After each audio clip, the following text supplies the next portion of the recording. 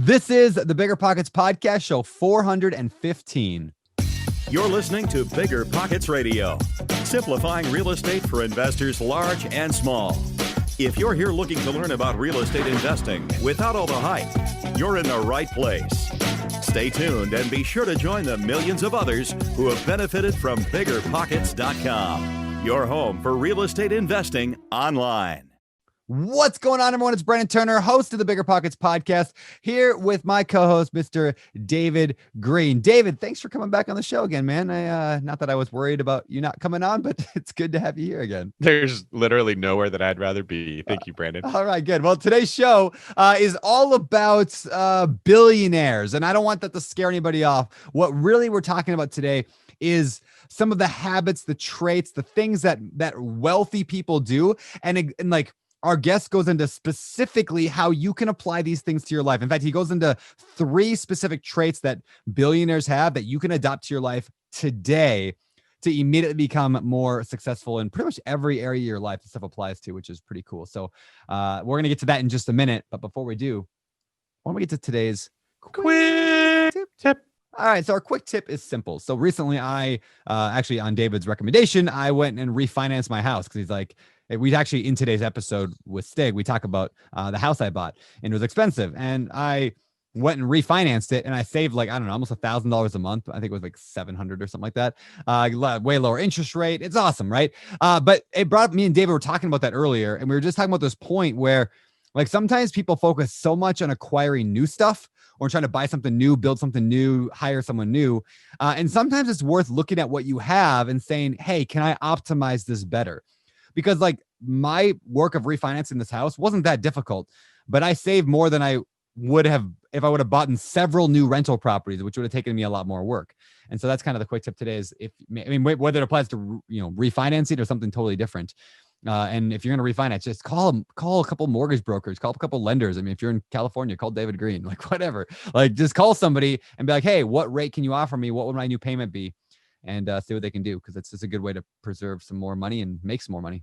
David, any thoughts on that? That's a great point, that you saved more money refinancing than you would have made if you were to go and acquire more property. And it cost me no money to do it. Yeah, it cost me no money to do it. There you go. So yeah, that's kind of cool. It actually kind of reminds me of the upside downside. The ROI on that's like infinite. Yeah. It's like the upside downside conversation we had on today's show with our guest, Stig. I'm going to get his last name, Brodersen. Hope I said that right. Stig is awesome. We talk about risk today. And I just think that's a really good example of like refinancing is a perfect example of what we're about to talk about later in today's show. You'll know what I mean when we get there. Great point.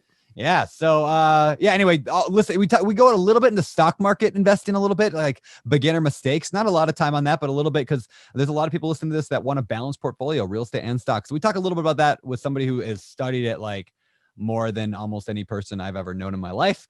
We talk about how to know what asset class is the right one for you and a whole lot more. All right. And with that, I think we're ready to launch this thing. You ready, David Green? Let's bring him in. All right, let's get to the interview with Stig Brodersen. And by the way, everyone, so Stig, if you're wondering how he ended up on the show, besides the fact that he's wicked smart and super cool, he has his own podcast called We Study Billionaires. You've probably seen it in the iTunes or Spotify or Google Play, whatever you're listening to podcasts on, their rankings, because he has got a really like top-rated investing show, again, called We Study Billionaires. So we are super lucky to have a guy like Stig with us today. So with that said, let's get to the interview. All right. Welcome to the BiggerPockets podcast. Stig, how you doing, man? Welcome. I'm great. Brandon, David, thank you so much for having me on your show. I mean, it's an honor. Oh, thanks, man. I'm excited to dig into your story a little bit, your life. Maybe we can start by just getting a quick background on first of all, who you are and why are you here today? Like, you're not an active, like super active American real estate investor like 99% of people on this show are. So kind of what's your background? Yeah, I'm actually sitting in Denmark right now, and I am Danish. And I know for most of you, like a Danish, isn't that like a cake or something you would go to the bakery? Like, no, it's like it's just a person from Denmark.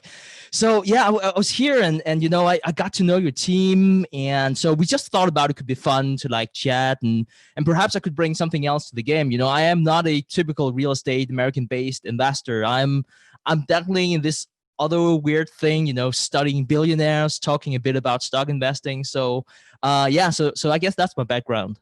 Cool. Yeah.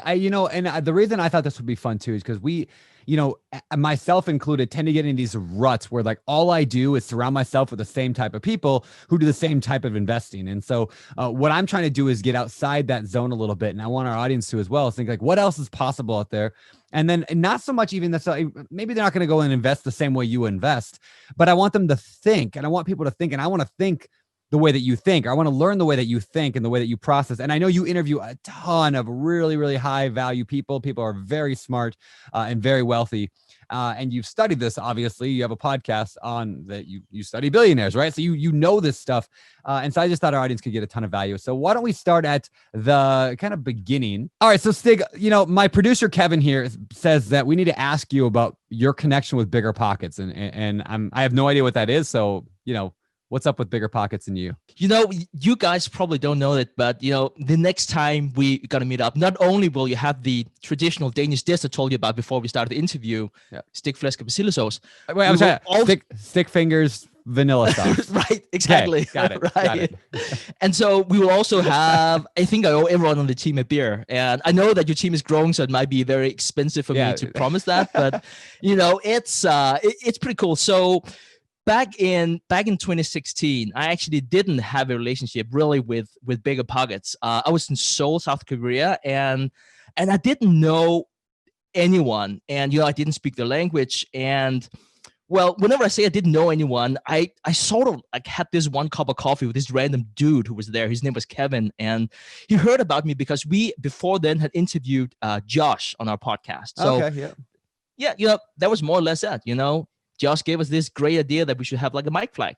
He was he was actually the very reason for that. And so but that was really it, not like a close knit connection, anything like that. But we were there, and I felt a little weird. And I wasn't together with Kevin whenever that happened. This happened probably a few weeks later, and I just started to feel a little weird. Actually, I didn't really feel good at all.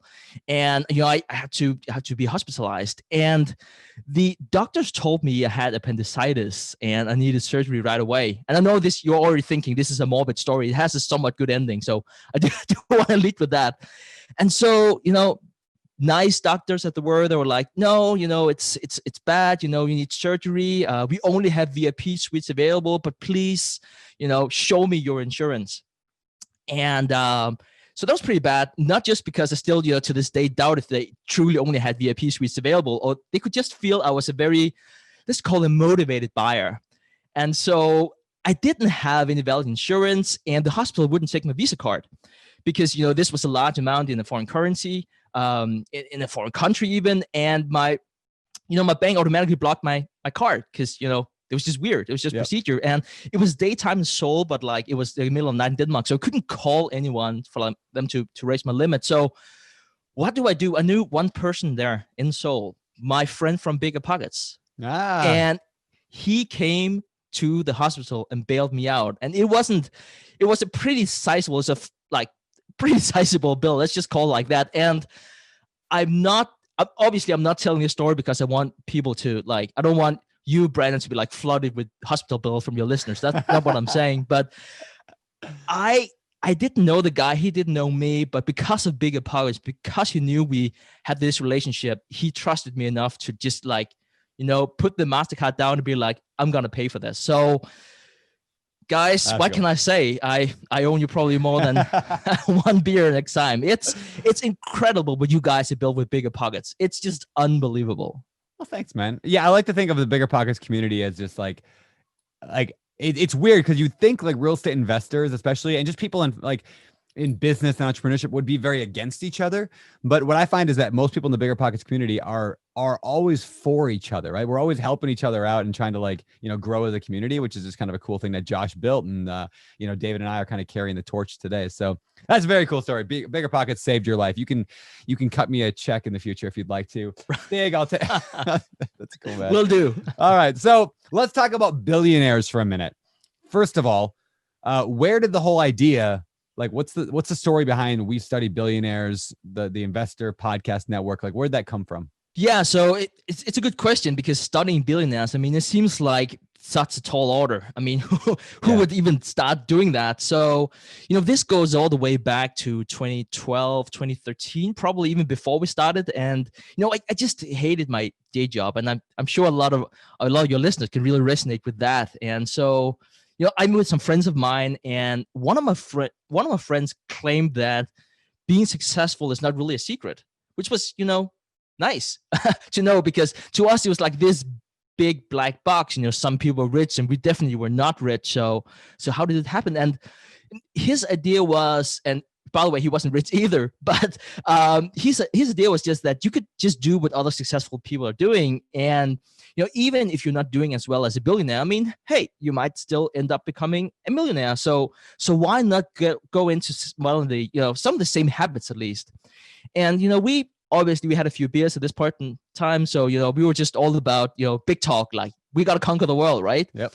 So what we did was that we pulled up the Forbes 400 list, because why wouldn't we? Just for inspiration. And at the very top of the list, then you have Bill Gates, $72 billion. And I was like, am I going to be the next Bill Gates?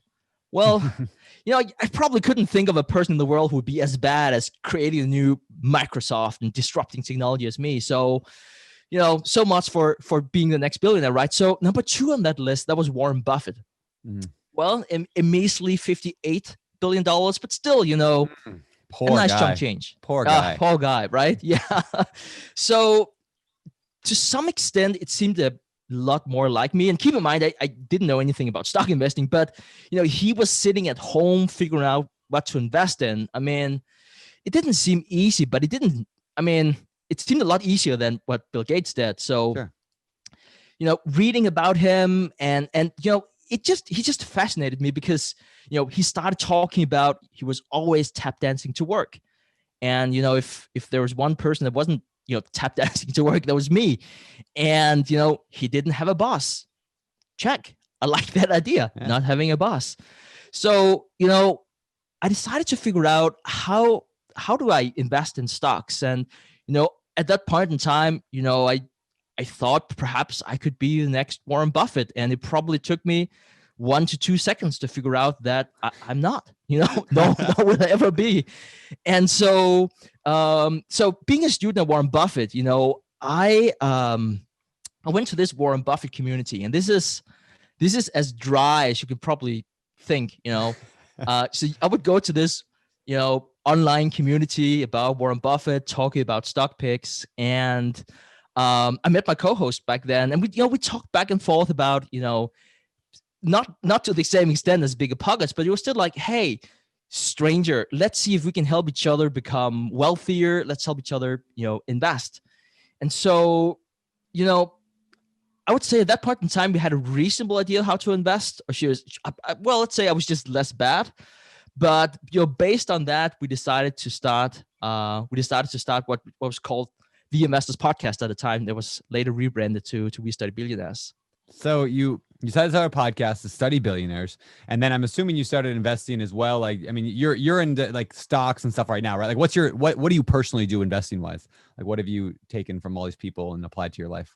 Yeah, so for us, it was really stocks. Stocks always resonated with me, and so I also invest into real estate, but I don't have the.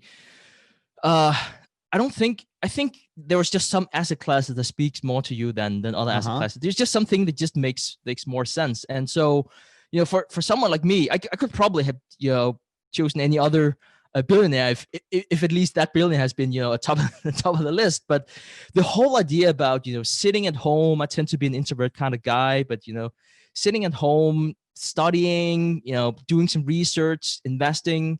I mean, that seemed quite appealing to me compared to so many other type of asset classes. So I don't want to move past this because it's so powerful. And we talked about this actually on another recent episode we did. And I use this phrase like follow the fire. Like we even sell a t-shirt now, BiggerPockets, called Follow the Fire. In other words, when you have this like interest, this fire for an asset class, like follow that. Like, I don't think like this is going to sound sacrilegious coming from the BiggerPockets guy, right? Like, I don't think real estate is the best investment for everyone. I think the best investment for everyone is the one that fires them up, right? It's the one that you were like stocks. Oh, I'm running toward. Like I tried reading a book on stocks one time in my life. I couldn't get through it. I got through like one chapter and I was like, I don't get it. I don't like it. It doesn't feel right to me. But it resonated in your soul. You're like, yes, this is what makes sense. And that's why I think you leaned into that. Do you also find like, is that what you see in all your studying of billionaires and all the people you've interviewed? Do you see that common trait as they went after what they just loved? Yeah, I think you bring up a good point. I think we all can start with analysis paralysis, especially whenever we're just starting out with something brand new. And there might be like listening to me or listening to you and like, oh my God, Brandon and David have done all these amazing deals, and how can I ever do that? And you just get your feet wet, just start making one deal, just do something, just start investing $1 and then see what resonates with you. I mean, you could be the smartest guy in the room, but if you haven't invested that single dollar, what is it really worth? You really have to go out there. So really to your point, studying billionaires, like how do they invest and what do they have in common? I would say that we probably found 3 timeless principles for all the billionaires that we studied. And so let me list those 3, and then I can dig into each one of them. I want to say the first thing is that billionaires actually want to be millionaires. The second thing is that they make asymmetric bets or asymmetric investments, if you like. And then the last thing is that billionaires are just learning machines. And so to the first one, people might already be like, hey, I want to be a millionaire. Does that mean I'll become a billionaire? That yes, sound guaranteed. Yes, sign me up, right? And so I would argue that 99% of people do not want to become millionaires, and that's why they don't want to become billionaires. And you might be like, that still doesn't make any sense. But let me try and confuse you. What do you think of if I say I want to give you $1 million? What do I think of? What to think of? Like, yeah, I'm going to give you $1 million. I don't know if that's the best test, just for the sake of argument. I think you. Well, my first thought is you'd have to be really rich to want to give me $1 million, and a very nice guy. Well, thank you, but I've done this test with a few because people do come and ask me, oh, like how do I become a millionaire or a billionaire, and like I'm and I would say that I always ask them, so okay, you get $1 million, like what then? And then most people say, I'm definitely going to buy a bigger home, bigger TV, bigger car. And perhaps you're already a millionaire, Brandon. So I don't even a billionaire. Who knows? Sorry. I might be a billionaire. I know it's not what you're thinking. I'm working there. Working there. And so, most people don't want to be millionaires. They want to spend $1 million. Yes. And they're wishing for $1 million. And there's nothing wrong with spending $1 million. Like, hey, you earned it. Spend them. That's fine. But if that is what drives you, spending $1 million, you'll probably never become a millionaire in the first place. And let me just give you one story. Billionaire Charlie Munger, vice chairman of Berkshire Hathaway, he did it for independence. It wasn't a question of money. It was really independence. So, he, even whenever he was a millionaire, he flew monkey class, and he just loved the game so much. And he was so much into the habit of underspending, investing the difference that, with time, it was just logic for him to become a billionaire. And so with that million, it wasn't like Michelin restaurants or fancy cars. Like, it was chips on the table. He could develop more real estate projects. That was what he spent his money on. And whenever he stopped doing that, he would then start investing in stocks and buying businesses. And I'm not saying, and to be fair, neither him or Warren Buffett, for that matter, are flying monkey today. But the entire point is that you have to love the game. If you don't love the game, if you do it for spending, no, it's just be too hard for you to get there. That's such a good point. I mean, like I'm sure you've heard the same studies or whatever, where like most athletes, like professional football players who make millions of dollars, end up going bankrupt, or a good portion of them, or people who win the lottery within like 3 years, they're flat broke again. Because like the mindset behind becoming a billionaire or a millionaire is very different than the mindset behind just the average person. And until you have that mindset, and the mindset is like, when you get extra money, do you immediately go spend that money? That's a big piece of it. Today, like I make a good chunk of money. I make a good amount of money that comes in every year, but I dump almost all of it, or at least a sizable portion, into either real estate or hiring people. Cause I think those are like the two best investments. Like for me is like growing my business, which is the mobile home park empire that I'm trying to build. We're buying a bunch of mobile home parks through open door capital. So there's that. And then there's also like my own personal real estate, where I'll actually put money into my own real estate fund or into other real estate deals, because those are the two things that fire me up. And so like, and I know, David, you're the same way. You take that extra income and you hire employees, or you put it into real estate, because that mentality just really drives people. Like, again, I'm glad you brought that up, because most people, when they make an extra dollar, they figure out how to spend an extra dollar. They make an extra $10, they spend an extra $10. And the worst part is when they do that by them trapping themselves in a lifestyle where they have to continue doing that forever. And therefore they never get ahead. They never get the extra savings. Like, I know people who are living paycheck to paycheck making $500,000 a year. And it's like, they can't get out because they got their, $900 a month car payments, and 3 of them. And, it's crazy. David, what do you think on that? I think this is one of the most brilliant things anyone has ever said on our podcast. And I love its brilliance is in its simplicity, because it applies to everyone, that if you want to spend $1 million, which was the point, you're never gonna, well, not never, but you are less likely to make $1 million, because when you study the people that are millionaires, they're not asking that question of what would I spend it on. When you said that to me, I remember when you asked that question, what would you do with $1 million? I remember being around 21, 22 years old and asking myself that question, and thinking I honestly would tell someone I don't want that money, because I knew it would crush me, that I didn't have a foundation to support the weight of having $1 million, and that I knew that I needed to build it, but that what I would gain in the process of building that foundation would allow me to, have much more than $1 million. And then, Brandon, your point of when you're spending money, you are loath to now invest, because investing is risky. If I put my money into this deal, I'm always asking myself, what would happen if it goes wrong? What happens if the price of the asset drops? What happens if I have vacancy? I'm always asking worst case scenario. And I think most people naturally think that way. Well, when you're a saver and you have low expenses, you feel much more comfortable taking the risk that you need to build the asset class to become a millionaire.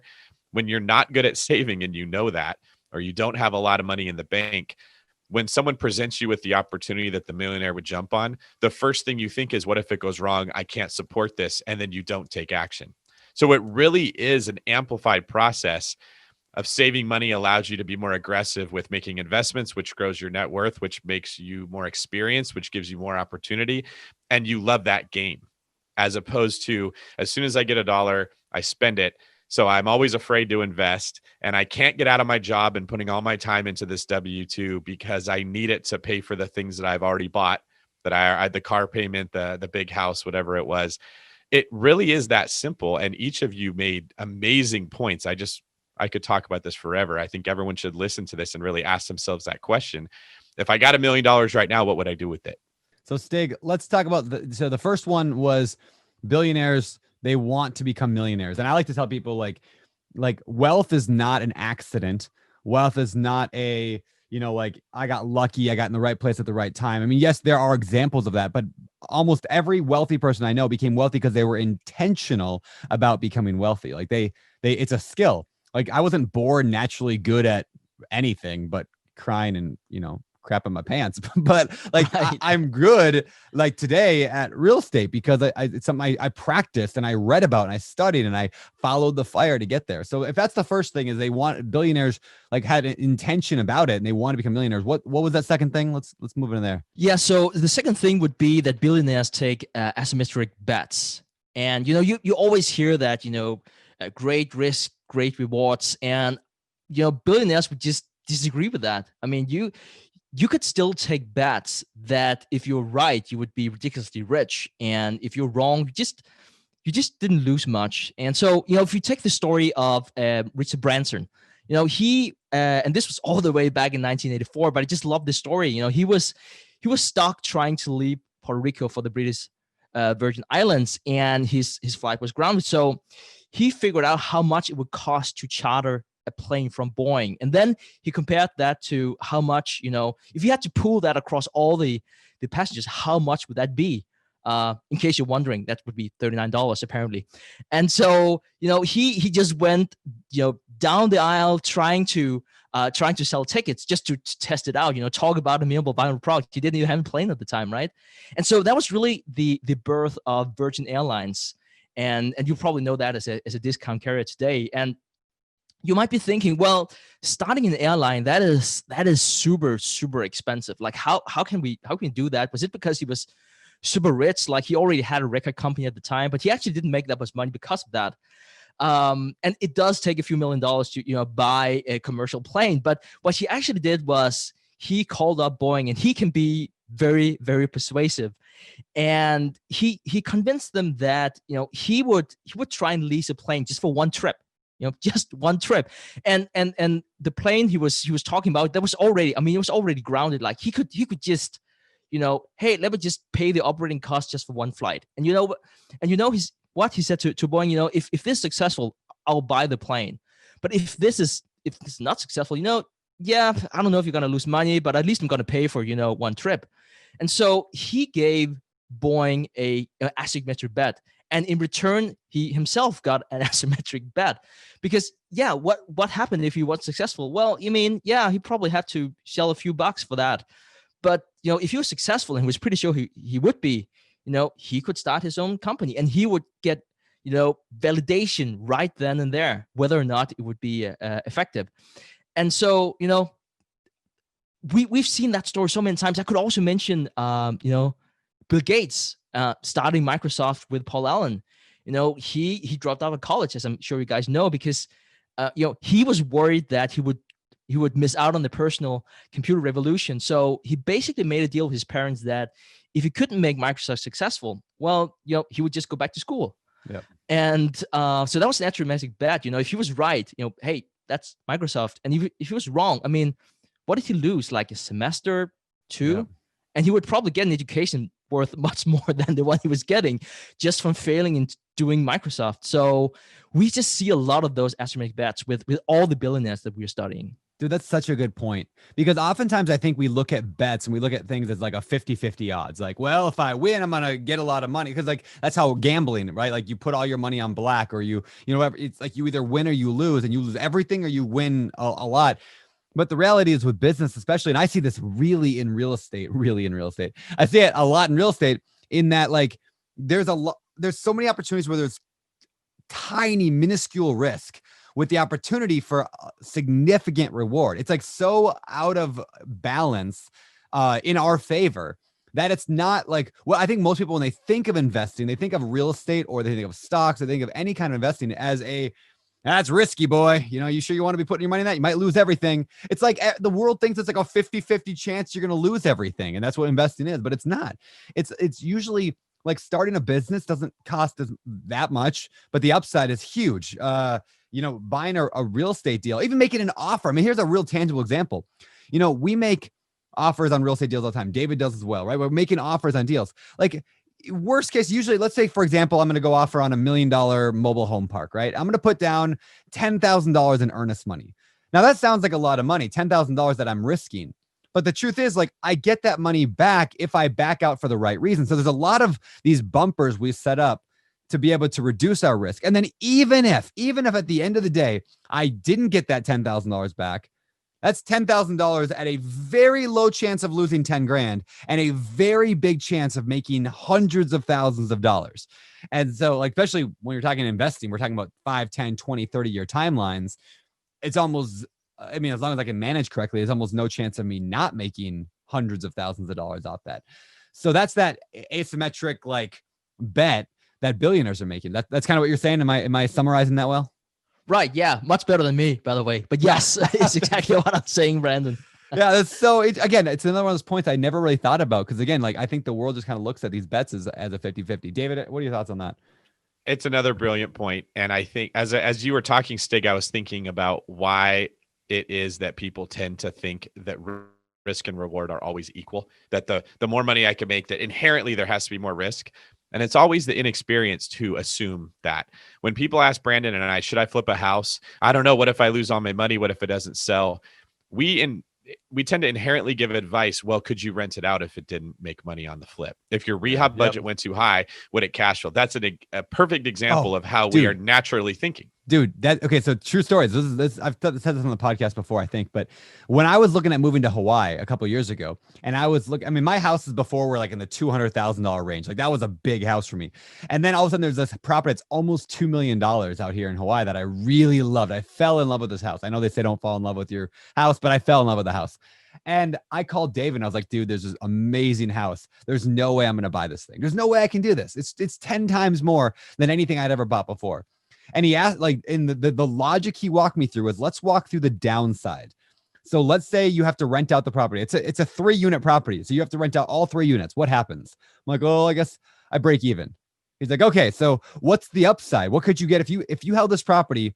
Is it going to be worth more or less than $2 million 20 years from now in Hawaii with an ocean view and a pool? Oh, I guess it's going to be worth a whole lot more than that. He's like, so what you're telling me, Brandon, is that worst case scenario, you invest in something and you break even for a while, and then it's worth millions of dollars more later. And best case, you live in Hawaii, live for free or cheap because you're house hacking, and get to enjoy Hawaii life and have millions of dollars later on. And I'm like that was the conversation that completely changed my life, because I was like, David, you're right. And I put the offer on the property. We bought the property. Now I live in Maui and I live cheaper than I would in most areas. And so like, that was just another example of that bet that in my head, I was thinking like 50-50 or that right. I'm making a crazy bet, but I really wasn't. Wow. That's an amazing story. And I mean, thank you, David. That's absolutely amazing. Yeah. Right. God. I mean, and you're right. Cause it just seems to be like a binary income, a binary choice, right? You're like, either you're going to have, you're set for life, or you're just gonna, be in debt prison the rest of your life, and that's typically not the two scenarios that you're working with. It's not. It actually reminds me of one of my favorite quotes of all time. I think it was Mark Cuban said it. I'm pretty sure he said, "The great thing about entrepreneurship," I'm probably butchering the quote, but the great thing about entrepreneurship is you only have to be right once. And what he meant by that is you could start something and then it fails, and you learn a little bit. So, I don't even know if I'd call it a failure, but you start something else and then it fails, and you start something else and it fails. You start something else and you make $4 million. And you sell that company for $4 million, and you're like, oh, well, now I'm set for life. So again, I love that idea that like these asymmetric bets, that there's things we can do, and then shifting our mindset of it's risky to it's really not very risky, but the upside is tremendous. I think that's just a great way of thinking. That's cool, man. Yeah, and let's talk about Mark Cuban, because the third characteristic that we see with billionaires is that they're just learning machines, right? And so whenever people think about Mark Cuban, they might be thinking Shark Tank or Dallas Mavericks, whatever. But he is just the most ferocious reader that you can think of. Reading 4 or 5 hours today, and I mean, he doesn't have to. If you think about reading to become a billionaire, because he made it, right? Yeah. And so, whenever he started out, he was trying to sell, computer software, in Dallas, and went to the library, every single day to study those manuals and bring the manuals home with him, just so he could excel in that, because the other guys he was competing with, they have the fancy degrees and, they said all the right things. But he was like, hey, if I spend, 4 or 5, 8 hours a day, whatnot, learning about this, I can probably compete with them in no time. And he was right.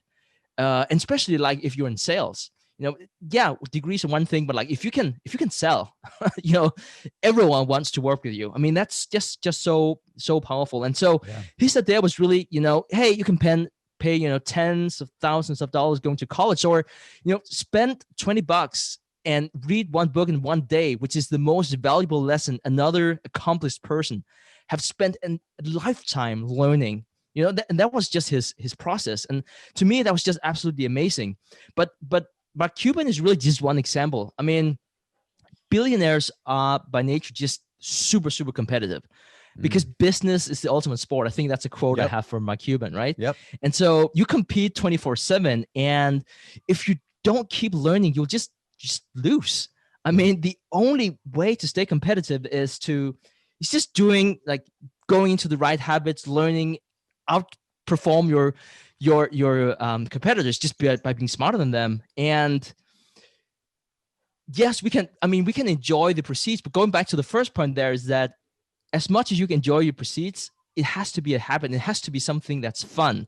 And billionaires, yes, they like having $1 billion, but it's fun for them. I don't want this to sound condescending in any way if I say it's a game, because then people are like, oh, you don't respect other people. That's not my point at all. But it's a game. They like the game. You're sitting in your multi-million Hawaii mansion, but you still do what you do because like you're still hungry. And if you weren't hungry, you probably wouldn't have gotten there in the first place. Yeah, it is a game. I talk about that all the time, like the game of real estate, the game of investing, the game of all. Like, and when you think of it that way, it doesn't mean you take it lightly. Like, if you've ever seen me play Monopoly, I don't take games lightly. But it's a game. It's something that's fun. It's exciting. I like doing it.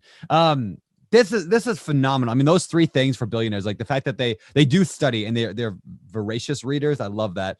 It makes me feel, I'm like, hey, maybe I got a shot at this billionaire thing, because I read all the time. I love reading. And whether or not it's listening to audiobooks or podcasts, it's just education, right? They're learners, lifetime learners. And then the asymmetric bets was just solid. And then just that intentionality they want to become a millionaire or billionaire down the road.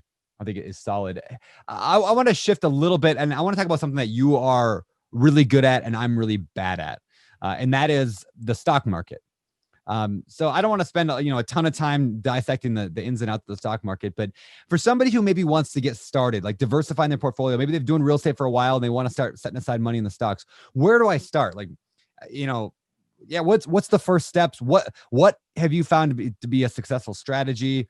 Where should I go? It's a very great question that it's something we should all ask, when we're starting, like, are we sure that we're following the right path? And you might be like, oh God, stock investing, I don't know anything. Where should I start? And, I would start studying Warren Buffett, not just because Warren Buffett is, probably the best investor in history, but he's also a great teacher whenever it comes to investing. And you just need to have this solid foundation whenever you start up. I mean, you can always and should always tweak your approach as you become smarter, but you'll just drift around and confuse yourself if you don't have a solid starting point. And I could say the same thing. Where do you start whenever you're in real estate? And it's not just because I'm here, but go to BiggerPockets, because BiggerPockets, that's the 10 commandments, right? So you might tweak it, you might improve on a few things, you might find something that really works for you, but have a solid foundation before you start, because otherwise you'll just be hearing too much noise and too many things that just doesn't make any sense. And so whenever you do start learning about Warren Buffett, one of two things will probably happen. Perhaps you'll say to yourself, I just love reading financial statements, and other things you don't say on the first date. Yeah. But you would say something along those lines, because you just find that you'll never be able to be exposed to stocks before, but it's just so much fun. And if that's what you want to do, that's great.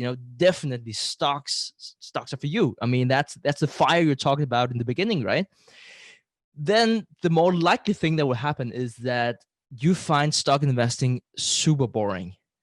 And you can see why it makes sense in terms of compounding your wealth. You can see you want to diversify out of real estate, but you don't really enjoy the process. And that's completely fine too. So what I would just say to that is, if you really find stock investing interesting, it's okay to pick individual stocks. Read those financial statements, learn about those companies. That's great. Who knows? You might be the next, Warren Buffett.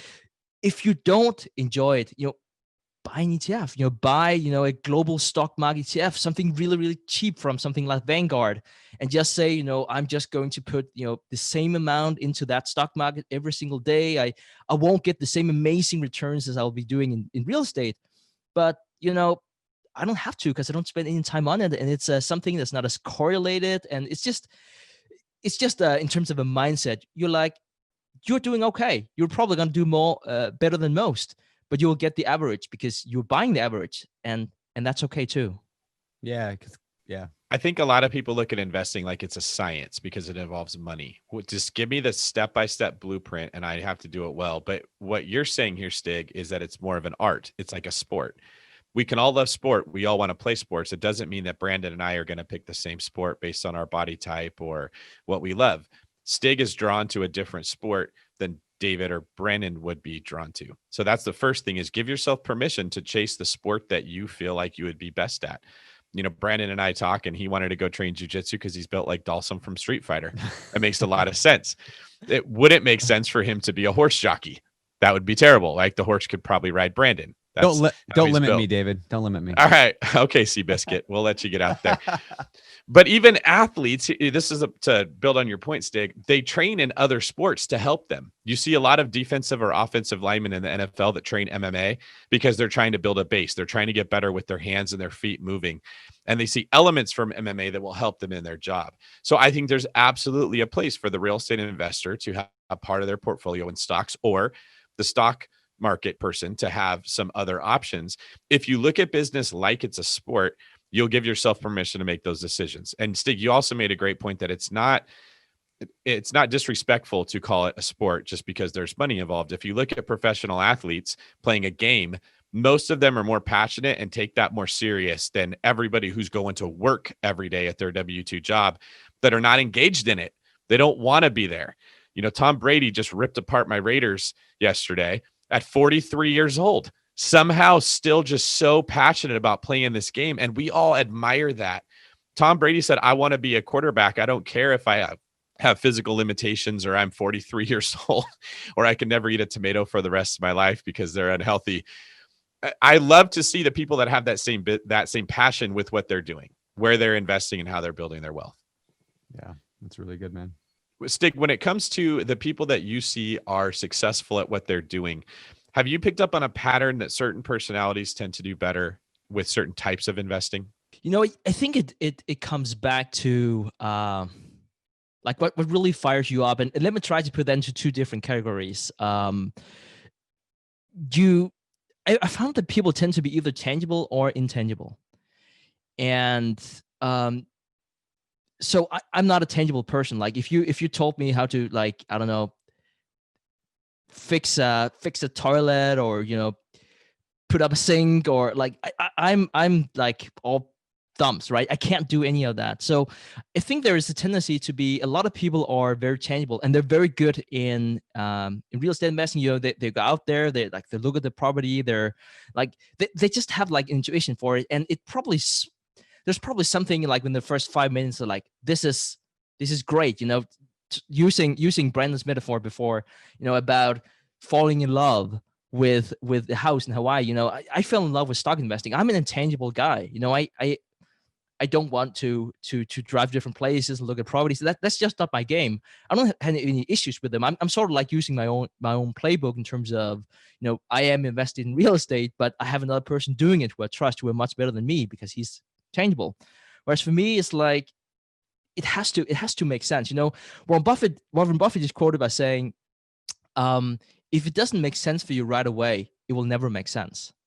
And I think there's something to it. I know it sounds very perhaps very negative, and you're like, oh my God, you know, I've been listening to 3 episodes of BiggerPockets now, and I don't know if I want to be a real estate investor. That's not what I'm saying at all. That's not the point. It's like, either it resonates with you, like, oh, I should actually go into real estate because, you know, that will give me a lot of independence. I can have a different life. If that doesn't resonate, if you're like, that's just a lot of work and I have less time to watch Netflix, you know, no, that's probably not the way to go. So, I don't know if I really responded to your question there, David. I feel I'm sort of like digressing, but yeah, that was sort of like my thoughts on some people just more prone to do one thing compared to another. I think it's a great litmus test for the people that are trying to find their way. If you believe investing equals stocks, and you look at this and you think, oh, I hate it, I just don't enjoy this, that isn't the way to go. And I think in general, the more successful that people become in business, the quicker they start to realize they hire the wrong person for the job. It feels wrong. You know it's wrong. You keep sticking it out, trying to get that person there, and they never do. And it applies to what you're talking about as well. And I think that's why this fire point is so good, because when you feel that fire, you're going to pursue it. You're going to be passionate. You're going to learn how to be good at that. And if you don't have it, you're not going to put the time in. So it's very simple, and success can be simple. You just follow that feeling. Yeah, that's awesome, man. Really, really good stuff. So we're getting toward the end of our show now, and so I wanna move away from the stock thing. But before I do, I want to just ask, like, mistakes, like for those people who are getting into stocks, because I do plan to start investing more and more into those passive forms of investing, because I am getting tired of, not that I change toilets anymore, but the more physical stuff. I'm working more and more towards the passive side of my career. And as I do, I'll be doing more stocks. So what are the mistakes that a lot of stock investors make? I would say that, and let me first start by praising your community, because I think that real estate investors really have a leg up compared to stock investors, perhaps because it is more tangible. And so whenever you do your first deal, I really do think that those real estate investors have an advantage, because let's say they get a quote, and $100,000, 200, whatever the quote is for that, and they're thinking already, okay, so what am I paying and what am I getting? And they make some assumptions about that. And so whenever I'm thinking about, say, your first deal, and you would probably tell me you made a lot of mistakes. I think everyone makes mistakes when they do the first deal, but I hope at least you were like, oh, how much does the property cost? What type of cash flow would it generate? What do I think it's worth? And you might be wrong in your assessment, but at least that was your train of thought. Stock investors tend not to be as smart, and that definitely includes me whenever I started working, whenever I started investing. And our way of thinking in the beginning goes along the lines of, hey, I like Apple's products, I should buy Apple stock. Or I like to say that Mark Zuckerberg is working for me, so I'm going to own Facebook stocks. And I don't think I ever heard of any investor or any stock investor who started out by saying, what is the stock worth? And then compare it to the price it's trading at. This just seems to be like a mental blocking whenever it comes to stocks compared to real estate, where you're like, yeah, you know what are similar properties being sold for? Even if you're wrong, you can sort of like have an idea of what it is. For stocks, it's like, Apple is trading at 320, but I heard it's worth more than $1 trillion or $2 trillion. Okay, I'm gonna buy it 322. Like that's typically just the way of thinking, and I'm definitely guilty as charged. So I think that is, it reminds me of real estate investors who are like, oh, I love that kitchen. Oh, that color of the kitchen cabinet's beautiful. Let's buy that property as an investment. It's like, wait. That doesn't make any logical sense whatsoever. But that's what you're saying. Like, people will do often in stocks is they'll like the product or they'll like the person, and that's why they choose to invest in it, not because of the fundamentals of the company. Yeah, 100%. And going to Walmart, we want things that are cheap. Whenever it comes to stocks, and you can probably say same thing about in a hot real estate market. You just want to, like, it's just FOMO, right? Like, you want to get in because it's only getting higher, and you don't think about what the property of the stock cost and what it's worth, more importantly. And so I think that's generally an issue for most investors, but especially for something like stocks that are so intangible. I think it's more of a pain for those investors than for other asset classes. So for anyone who are considering jumping into stock investing, I would say, if you don't know how to value a stock, don't buy it. If you don't know what a property is worth, don't buy it. It's that simple, but it's still very profound. At least, I didn't really think too much about it whenever I started, and I've just heard that story so many times. And so, if anything you can take away from that, from this interview, I would say, knowing the difference between, price and value, it's just so important.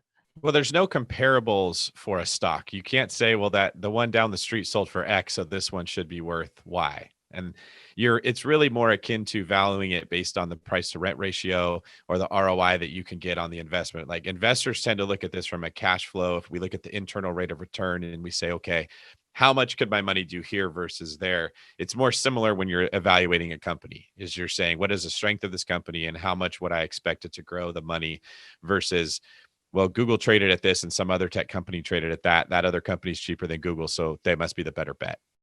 And so whenever you do dig into stock investing, it's actually not as complicated as it sounds like. But I think stock investing seems too difficult to even get started with. And then whenever you hear like, hey, I should be investing in stocks. You're just like, oh, let me just buy that Apple stock, or let me just buy that Amazon. I use Amazon all the time. Let's just buy that stock. It's gone up lately, so why don't just do that? And I think that it's very, very difficult. It's a difficult game to play because we primarily talked about go into a stock, but that's one thing. When are you going to go out of the stock? Like, if you don't know what it's worth, when will you sell it? Like, when will you sell that and buy something else? I mean, it's just a game you don't want to play. All right, well, let's move on to the last segment of our show here. This is called our Famous Four. This is the part of the show where we ask the same 4 questions every week to every guest, but we're going to alter them a little bit today because it's not a real estate specifically focused show.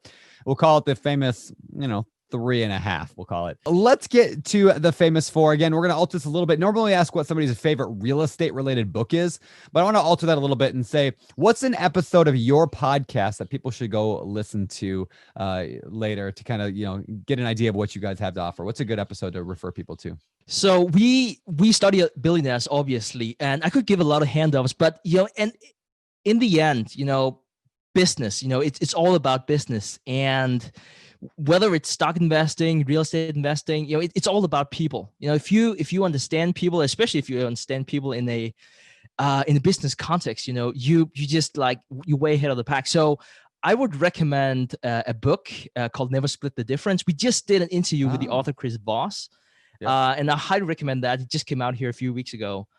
So definitely worth listening to that. Cool. Pick up the book if you can, but if you don't want to do it, you can also just listen to the podcast. But other than that, we talk about everything else, but I also want to highlight that I'm gonna have Brandon and David with us here in a month or so. So we talk primarily about stock investing, but once in a while we're lucky to talk about other things, and we'll be talking about real estate investing too. So starting billionaires, we have a focus on stock investing, but anything that could make you wealthy, we are studying that, and that definitely falls into that category. All right, Stig, next question from me. In your own life with your goals, what are you most excited about in your future? Goal, and I know it probably comes off wrong. I just want to put all the disclaimers that I have. I would really like to build schools. Like that's my passion. I mean, this studying billionaires, investing, I absolutely love that. It's step 1. Step 2, I used to be a teacher. I guess you could still say I'm a teacher now. That is to build schools in developing countries. I don't really have like the blueprint, even though I have a lot of ideas in terms of how to do it. But that is what I'm most excited about. And until then, I'm very excited about what I do right now. But that's the master plan. Now that you're asking. All right, man. I like it. That's awesome. And you want to disseminate all this information that you've gathered and get it exposed to as much people as possible. I love that. Cool, man. All right. My last question of the day. And David's got one more to kind of wrap us up with. But in your view, what separates successful investors or even billionaires from those who give up or they fail or they just never get started? Let me use the example of Warren Buffett. I know I keep on going back to Warren Buffett or even Charlie Munger for that matter. And you're like, why do Stig need to like come up with like old dudes at least 9 years old? And the reason for that is really that we also find there's a lot of timeless principles in becoming wealthy, Richest Man of Babylon, and so many other great books. And so we sort of like want to see what, stands the test of time. And, Warren Buffett said that if he weren't a millionaire by the time he turned 30, he would jump off the tallest building in Omaha, Nebraska. And this is not my way of saying that, billionaires are just suicidal. I mean, that's not the point at all. But he really had a laser focus on everything he was doing, and he had a plan. As you said, wealth doesn't come by accident, and they take full responsibility. Let me give you an example with Charlie Munger. His right hand man, vice chairman of Berkshire Hathaway. He lost his son. It's a terrible story. He lost his son, 9 years old of leukemia, and literally dying in his arms. I mean, that absolutely horrible thing happening. And later, he lost his sight on his left eye from a failed surgery. And so, so let's talk about the latter. So what did he do? Did he sue the doctor? No, he said that he felt he didn't do his research probably because he went to an eye doctor, and with that procedure, there was a 5% complication rate. He didn't go with another doctor who had a new procedure with a 2% complication rate. So he was like, I could be blaming the doctor. First of all, it wouldn't help. But what could I have done? Really taking that extreme ownership, because you can't really choose your problems. I know this is cliche that you can't choose your problems, but you can choose your mindset. I just found that so valuable. And whenever you look at virtues that you really admire, it's typically something that's not difficult to acquire. At least it shouldn't be. I mean, you might be thinking LeBron is awesome, but you don't need to be MVP or something to be awesome. Like, if you really look around and like, oh, who do I admire? I really like David. David's coming up with all these great ideas. He's kind. He's humble. I mean, all of those things are virtues that you can acquire yourself. It's like no cost. You have to put in a bit of work, but you can decide to be that person. It's not being like 7 feet tall. I mean, that's not the point. Well, I love that you bring up the taking ownership and the story of Charlie Munger and his eye, because it just relates back to something I literally did this last night. Last night I get home, I was out at the beach with my family or something, and we get home and there's a diaper. No, it wasn't a totally disgusting diaper, but it was a diaper all shredded over the floor in my room. My dog had taken this diaper and just shredded it. And I literally yelled the words out loud, stupid dog. And then I was like, wait, the dog didn't go into the garbage and pull it out. Like, I left the diaper after changing my son's diaper on the floor with my dog in the room, knowing like that would happen. It's like, who was the stupid dog in that situation? Was that my dog or was that me? And right. I think it was this moment where I was like, stupid Brandon. Like, I had to realize it wasn't the dog. And I think that's such an analogy for life. Of oftentimes we yell at things like, oh, stupid this, stupid that. This is annoying. COVID stopped all my plans, right? But in reality, not that we're responsible for everything, but we have a tremendous amount of responsibility and the way that we direct our life. And so I guess, look at that next time ever when you're listening to this and you get angry at something, ask yourself, was it the dog being stupid or was it you being stupid? And I think that's what billionaires do. Well, with that said, David Green, you want to take us out of here, ask your final questions, and we'll wrap this thing up. This has been amazing. That was a great point, Brandon. Thanks for sharing that. Well, thank you. Thanks, stupid dog. Last question of the show. Stig, this has been a fascinating conversation. Thank you very much for sharing your time with us. Where can people find out more about you? So thank you for giving me the opportunity to give a plug. People can search for The Investors Podcast Network. We have multiple shows, millennial investing. We even have one about real estate investing, but you are free to edit that out. We have... we'll plug it. Oh, God, you guys are the best. We have something about work-life balance, and then also my show, We Study Billionaires, that I host with my good friend Preston Pish. And every week we talk about financial markets, billionaires, and business, mostly on the stock market, like I mentioned there, but really anything, commodities, gold, bonds, whatever you can think of. So yeah, that's where you can find us. Very cool, man. This has been phenomenal. Really, really enjoyed having you on the show today. Learned a ton. I can't wait to do it and chat with you about real estate on your show in the coming weeks. And David Green, get us out of here. Thank you very much, Stig. This is David Green for Brandon, future horse jockey Turner, signing off. Right. Thank you so much, guys, for having me on. You're listening to BiggerPockets Radio, simplifying real estate for investors large and small. If you're here looking to learn about real estate investing without all the hype, you're in the right place. Stay tuned and be sure to join the millions of others who have benefited from BiggerPockets.com, your home for real estate investing online.